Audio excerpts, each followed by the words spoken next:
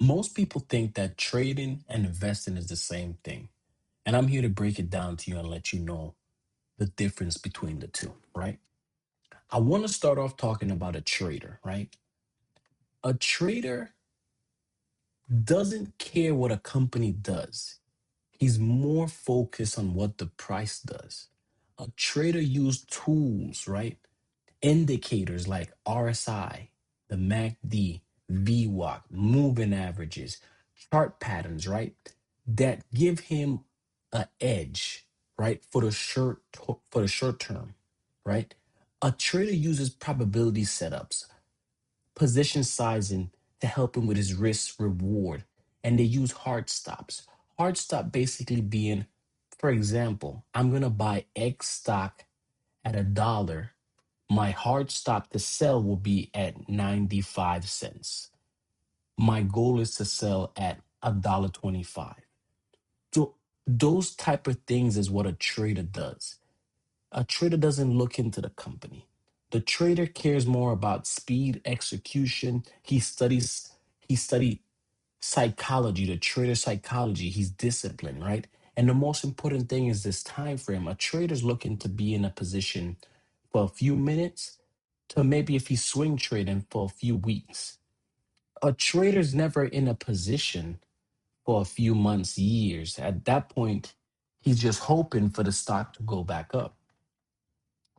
And it's really important to understand when you're on your journey of investing, right? And you could debate a little bit if investing is trading. But when you're investing into a company, right? You're not using indicators. You're reading the income statements. You're reading the balance sheet. You're reading the cash flow. That, in my opinion, the most important thing. The income statement tells you the story of the company, how they made their money, where did the money go, right? Their profits. The balance sheets tells you where are we putting our money? What is the debt increasing?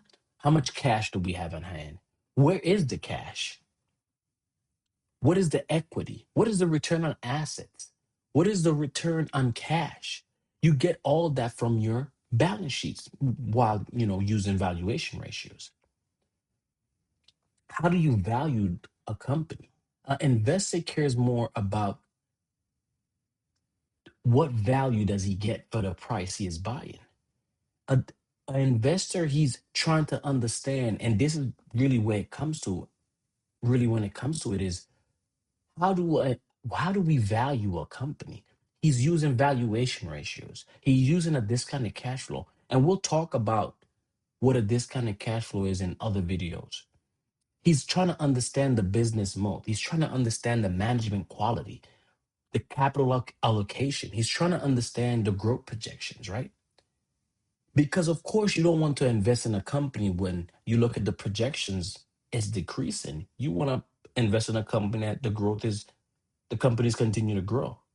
The most important thing that you need to be when you're an investor, you need to be patient. And you could see the patience right now in the market. Everybody's going crazy in the market because the market is dropping. There are great companies out there that are, at a cheap valuation, and their companies projected to do big things in the future. And you need to have conviction. You need to understand the business that you're investing in. And the most important thing is when you're an investor, you're thinking not years, you're thinking decades. You're not thinking you're going to be in a position for a few months. You're thinking that you're going to hold this thing potentially forever, or if your thesis about the company changes, right?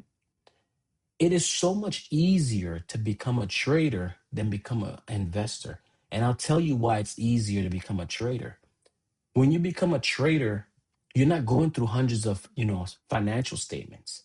You're not listening to, you know, 10 earning calls. You're not listening, you're not reading. You're just looking at a chart and you're drawing lines and you're using indicators to, try to project what you believe a stock is going to do in the short term. That is almost impossible. Being a trader, a successful trader, it's so much harder than just being a long-term investor. A long-term investor, he buys a company, a good company, and the trick is finding a good company. And he holds the company. He doesn't sell it. a lot of, what I like to do, and we'll talk about this in other videos, is I like to think I'm buying the whole company, and how much cash is this company returning to me, hypothetically, because a company doesn't have to give his investors their profits. Some companies give dividends. That's kind of a way of them giving you a little bit of the profits.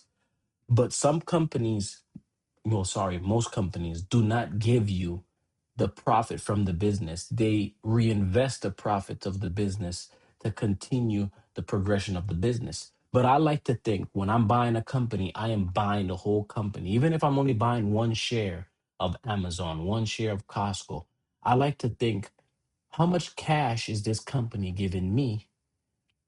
And, I like to think about the debt. So, first, of course, if I was buying a company, I need to pay off the debt first. So I need to understand how much cash this company is truly generating for me to, pay off that debt and me enjoy the fruits of my labor. That's the way I think of buying companies, right? And I'll come out with a video talking about my portfolio in the next few videos. But this is basically what a trader and investor are, right? And you need to understand where you're at. Are you an investor or are you a trader? I'm telling you, it's so much easier to be an investor than a trader. There's so much emotion in being a trader. When investing is truly, if you understand what you're buying, you don't care about the market price. You're thinking based off of your valuation, based off of your conviction that the market will realize eventually, right? Eventually, what the true value of your company is. A trader is really, he's chasing hype. And there's so many successful traders. Let me not act like I'm bashing traders, because I do use a little bit of trading in my investing, and you could use that. For example, when we get into it, you could maybe potentially, want to buy a company because it's under its 200 moving average, because it has strong fundamentals, and the market just has a negative connotation on it. But you just need to understand, what are you going to be? Are you going to be an investor? Are you going to be a trader? Thank you for coming back to the channel. If you guys have any questions, please leave comments, like, subscribe, and I'll catch you guys for the next one.